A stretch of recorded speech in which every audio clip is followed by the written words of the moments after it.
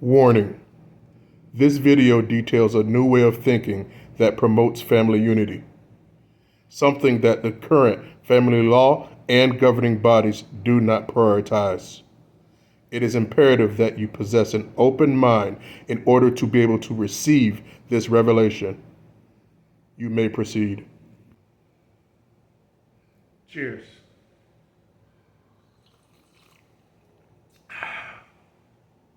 Tasty. Let's get into it. Before we jump into the content, as most of you already know, for every 100 subscribers that this platform grows, I will gift a random supporter of the show a Flawless Fatherhood, a limited edition Flawless Fatherhood t-shirt. And I'd like to take the time right now, today, to showcase today's winner, today's recipient. And that's no other than Mr. Joe M. Congratulations, Mr. Joe M. You are the proud winner of the Flawless Fatherhood Showcase, and I hope you enjoy your Flawless Fatherhood limited edition Flawless Fatherhood t-shirt. You deserved it, sir. Not only are you a flawless father, you're a father of 3 beautiful princesses, and you support the platform, and I appreciate it. I appreciate each and every one of you out there. So if you want to have the opportunity to win some merch, Flawless Fatherhood t-shirt, or what I may be able to gift in the future, that's all you have to do is be a supporter of the platform. You must be a subscriber, like the videos, jump into the comments, show me that you're an active participant, and I will put you into the runnings for the next go-round. Thank you, and congratulations again, Mr. Joe M., Flawless Father. Hello, everyone, and welcome back to another episode of Flawless Fatherhood. I'm your host, Mr. 5050, and I have an awesome show for you today. This is a very impactful show. We'll talk about this more after today's show, but I just want to sprinkle you on a little bit of outside forward thinking that I came up with and how we can collectively do this to change the narrative of this single mother epidemic and fatherless society that we live in. Okay? I'm a father's rights advocate. Only been a father's rights advocate for just over a year on social media, but I've been a father's rights advocate in my heart my whole adult life. And it's my passion. I feel it's my purpose and my mission to be able to help educate fathers, present and future, to help them navigate being a father, being married, and not losing possession of their children by way of unfortunate divorce or breakup. Now, I was able to secure my oldest 2 sons from a marriage and divorce as the primary residential parent, and their mother had visitation every other weekend. With my 3rd youngest son, I have him 50-50 joint physical custody, a week-to-week timeshare between his mother and I. I've won on both ends of the spectrum, marriage and divorce, and an unwed situation. My body of work speaks for itself.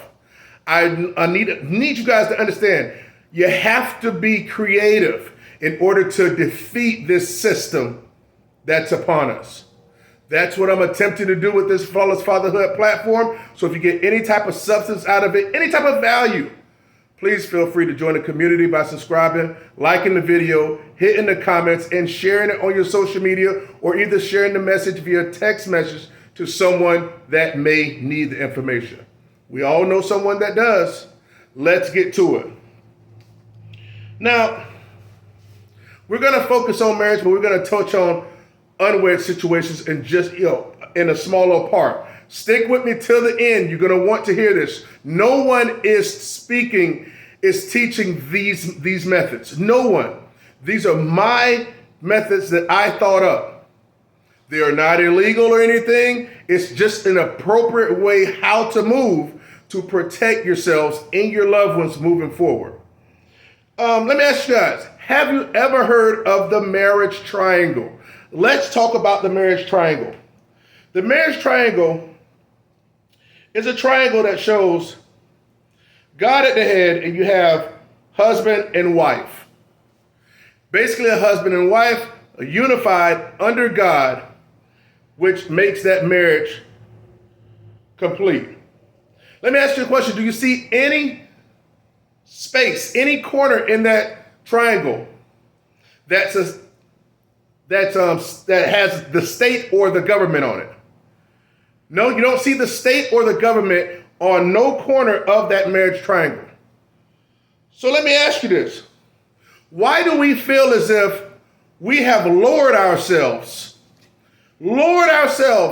to that the state gets to determine if we're married or not? Last time I checked, we made our vows between ourselves, between man and woman, up under God.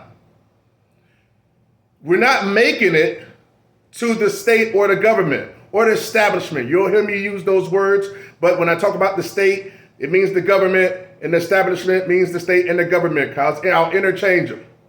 But somehow they've tricked us into having them be a part of our marriage. That's not a good look. The state is not required to be a part of our relationships. It shouldn't be. What is the definition of marriage? Does anybody know? Okay, let's talk about the definition of marriage. The legal or formally recognized union of two people as partners in a personal relationship, historically and in some jurisdictions, specifically a union between a man and a woman. The key there is the legally or formally recognized union of two people. Okay? Now notice it says the legally or formally recognized. That's important.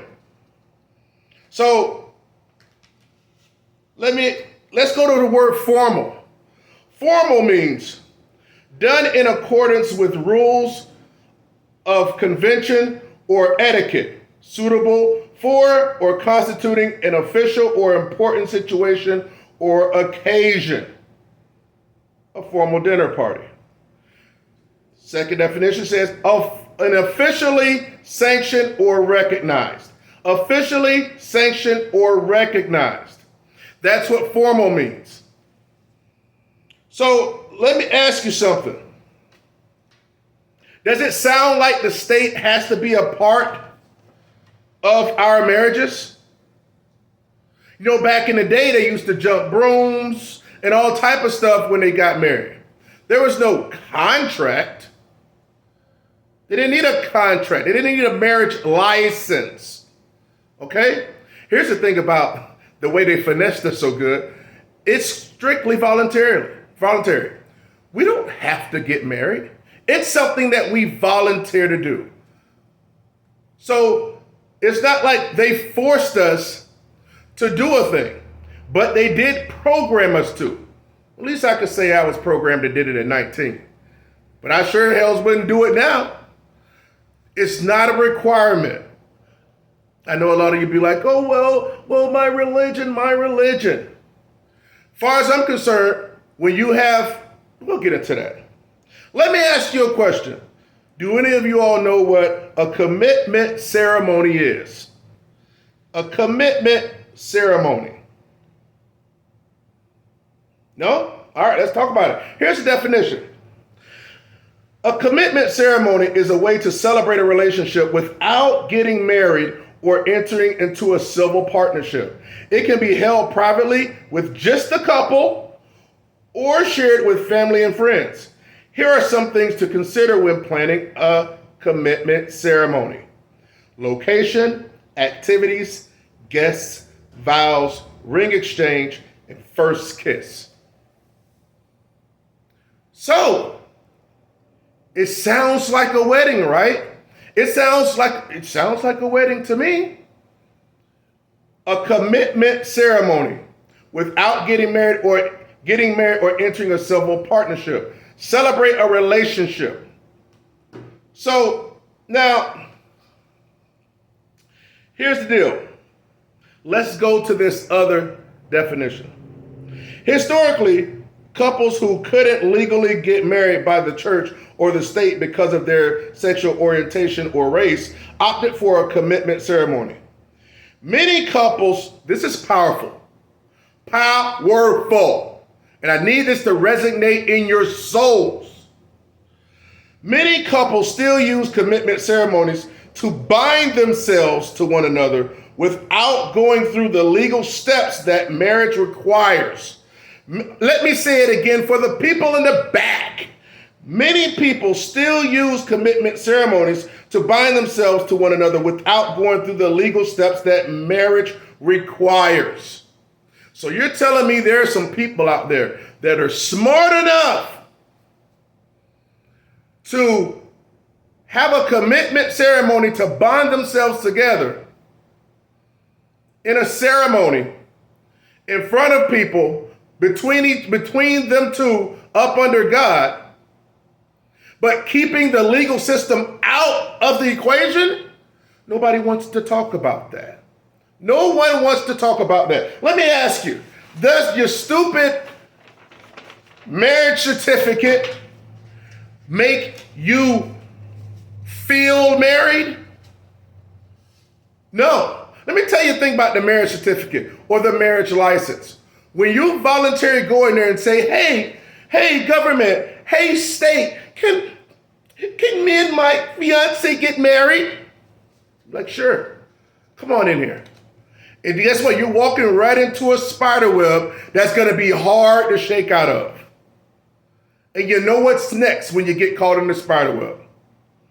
See, the marriage certificate, it authorizes the state to act as a third party in your marital union. That's what it does. Okay? When you apply for that marriage license and you get the marriage, look, that marriage license is going to be the third party in your marriage. It's going to be like, listen, let's be honest. It's like a tag team partner in wrestling.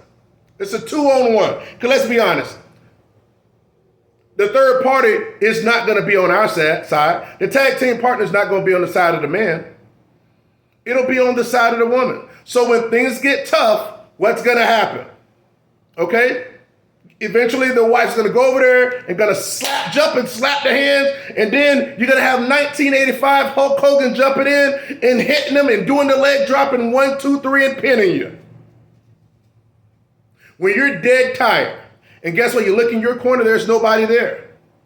Because you allowed the marriage contract to be a third party in your marriage. That marriage license gives the woman the advantage. Now, all women aren't going to take advantage of this. But percentages show that most women do take advantage of this. Nearly 80% of divorces are initiated by women. And they know when they go there, they get the kids, they get half the money, they get the house, they get half a man's 401k. So the man loses his home, he loses his children, he loses his wife, he loses everything he's worked and earned. He feels like it's nothing to live for. While the state wins by having broken households, children that come up, living up under single moms and everything else. But here's the way how you stop this. It's not a crime to not have a marriage license. It's not a crime at all. But if we remove the marriage license from the equation, we got to remove it from the equation. And what that does is you have, listen, if you get married between man and woman up under God, and it's a ceremony, those are all the things that are required for a marriage. In my humble opinion, I'm not going to let a marriage certificate validate my marriage. Now, will the state give you little trinkets here and there, little tax write-offs and everything for being married? Sure. But is that worth it in the grand scheme of things when things go bad? No, I don't think so. See, by removing the marriage license, because when you do that, that would promote family unity. Okay? It will not only promote family unity, it will remove the incentive for the wife to be able to move, to leave, and be able to take everything. Because that's what the marriage license allows to happen. Listen, I'm not an attorney. This is not legal advice. But this is what I would do if I was going to go into this situation again, in which I'm not, because at the end of the day, my heart and what I care for someone, my significant other, there's no piece of paper, no contract that can validate that for us. Okay? Trying to keep you guys safe. So by removing that, and let's say if the relationship fails, at least you know it fails and the parties are going each other's way because it just truly failed and they outgrew each other or whatever. Because things were truly irreconcilable. Not because the wife wants to up and leave and take everything with her. Okay? Now, because guess what? When you aren't married via that certificate, that license per se, then the state can't come in there and govern who gets what. Right? It can't govern who gets what. Now, let's talk about the children.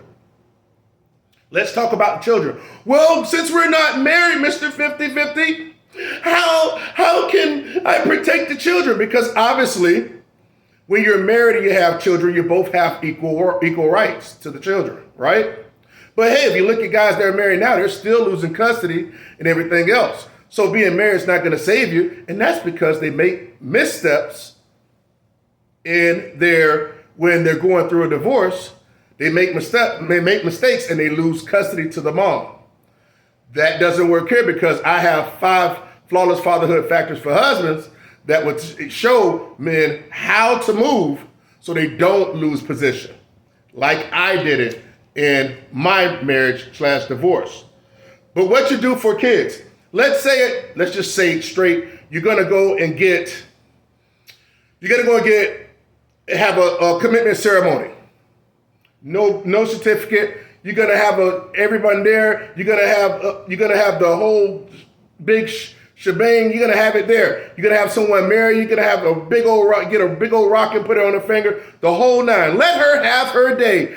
Oh, girl, you go with your day, girl. Let her have her day. Pictures and all. Okay? But you're taking out the third party from the situation.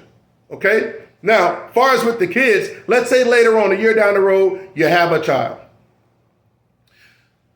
The couple has a child. What the couple did, because you don't have a marriage license, what you would have to do is this is the crux of my platform. You must go, listen. This is a lot of people know this, but they don't know the timing of it. I don't say a lot of people, some. This is why a lot of unwed fathers lose custody because they're mispositioned. If a couple, after their commitment ceremony, they start having a child, at that point in time, because if they don't have a marriage license, marriage certificate, marriage license, what the father should do, the father and mother should go down to the courthouse and establish paternity and get a joint custody agreement together and make sure you're written down there that you share custody of the children equally, have legal rights and physical rights and equal time sharing. And then when you do that, that'll put the father on the same plane as the mother, equal ground when it comes to being a custodial parent. Okay? And that's huge and that's important. So let's say if the relationship fails, after you had the ceremony, the commitment ceremony, and after you have a child or two. And you would do that for each child, by the way, establishing paternity and getting a joint custody agreement within the first 30 days, might I add. That is what I call the flawless fatherhood 30-day rule. And the reason I say that is you want to do that early, as soon as the child is born, because you can't do it 2 seconds before the child is born, but you can do it the moment the child is born, as soon as the child is born. You want to get that going, establishing paternity and getting a custody order, because early You want to do that early because that is when mother and father are at their most agreeable and are willing to do the best for that child. That's because you're in the honeymoon stages of just having a child. So around about the 2-3 week mark, you need to be down there opening up a case and doing the right thing. So now, if both of you guys, after you establish paternity and get a custody agreement, and you're carrying on your relationship, let's say if the relationship fails. Now, you know that if it fails and the wife leaves, you know that she's leaving because the relationship's irreconcilable and truly is broken. Not because she feels incentivized to leave the relationship, because she can take you for half for what you got. Because your money will be safe and your children will be safe, because you already will default back onto a joint custody agreement because you'll have that already. That's where most unwed fathers make mistakes. They just sign the birth certificate and think everything's hunky-dory. No, soon as you have a child unwed, you're supposed to talk, have a discussion with the child's mother, your significant other, and say, hey, we need to go to the courthouse to get a joint custody agreement, establish paternity, get a joint custody agreement, so both of us can be custodial parents, where we can provide for the child and have equal time sharing. So when the relationship fails, guess what? You don't have to go try to search and get an attorney then, because you'll already be in place already. And that's the problem where a lot of men fail, because relationship will go 1, 2, 10 years down the road, they break up. Now the kid's father that's unwed, now he's trying to go get an attorney to get custody. No, you can do it yourself, so you don't need an attorney to do that. Now the game don't want you to know that. You can do this yourselves. Matter of fact, got some homework for you. Anybody that's down by the local courthouse, go to your local courthouse and ask the family law area. Ask them. Say, hey, if a person's unwed, two couples are unwed, is there anything they're supposed to do after they have a child? And I'm sure they'll tell you. They're not going to come out the pocket and just tell you, off the rip by you without you asking, but they'll tell you the truth if you ask. So that's what I believe you have to do in order to secure your family from the family law system. Is you must have a commitment ceremony and be married and have the marriage and have the ring, have the dance, take off the slip, which is everything. And you treat her like a wife. Treat her better than like it's no other woman on the face of the earth. And hopefully she reciprocates the same, because that's how it should be. And guess what? I believe that if you get rid of the marriage certificate, that you take all the problems, the marriage license, you throw all the problems out of the window. And I believe that will promote family unity. Families will try more to stay together. And because you'll also, once you have a child, immediately get a joint custody, establish paternity and get a joint custody agreement, she cannot legally just up and take the children, because you already have a timeshare, equal timeshare put in place. Make sense? True, each person will have to stay away from restraining orders. You know how that goes. But that's how you finesse and get around the system. In my professional, humble opinion. You have to think outside of the box. You have to, because this is the box.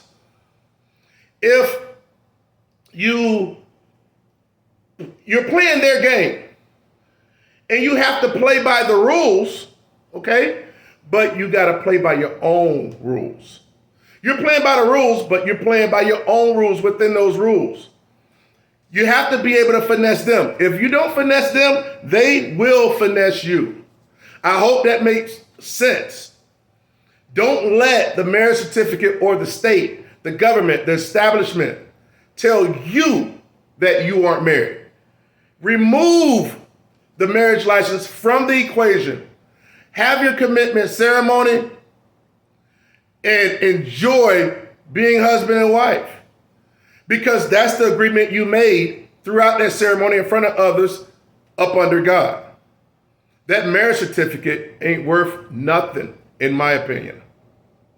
So I hope that makes sense. We'll talk on that more. If more people would do that, imagine even if More families will stay together. Children will be up under one family, be up under mother and father. And even if that relationship, those relationships that falter in, they will default back onto, hey, equal timeshare, because that's what we've been doing. So you want to break up, you go to, guess what? Now it's like, hey, we go ahead. They're more apt to say, hey, these are the kids my days, these are the kids your days, I'm going my way, you go your way. Boom. Everything else is set up within the custody agreement as far as who's paying medical and all that type of stuff, because that's in there. And that's it. And as long as the father is equally staying in the child's life as much as the mother, that's why you got to make sure you specify 50-50 joint physical custody in the custody agreement. So if the relationship fails, guess what? You can have your child living with you, like I have my youngest son, for a period of time, and then be living with the mother for a period of time equally. So that child can have both parents equally influenced, and they can have the love poured into them outside of seeing the parents that are no longer compatible living like hell in the household. I hope that makes sense. Sorry guys, I get long-winded. I'm gonna have to start doing lives. I'm gonna have to, because I can go forever. But in order to start doing lives, hey, guess what? I'm gonna have to make some upgrades to the platform. Hey, listen, you don't have to, because this is I'm giving for free. But at the end of the day, you can cash at me at $ Flawless Fatherhood if you want to contribute to the platform to help the platform Flawless Fatherhood grow. You don't have to, because I will continue to put this information out. Again, I'm not an attorney. This is not legal advice, but this type of information can help you save your family, your children, your peace of mind, and your finances if relationships fail. We have to start doing things different to get a different result. Let's not walk through the slaughterhouse and keep getting slaughtered. Flawless Fatherhood, where you hear what you need to hear, not what you want to hear. Let's get it. Join the community and make sure you subscribe.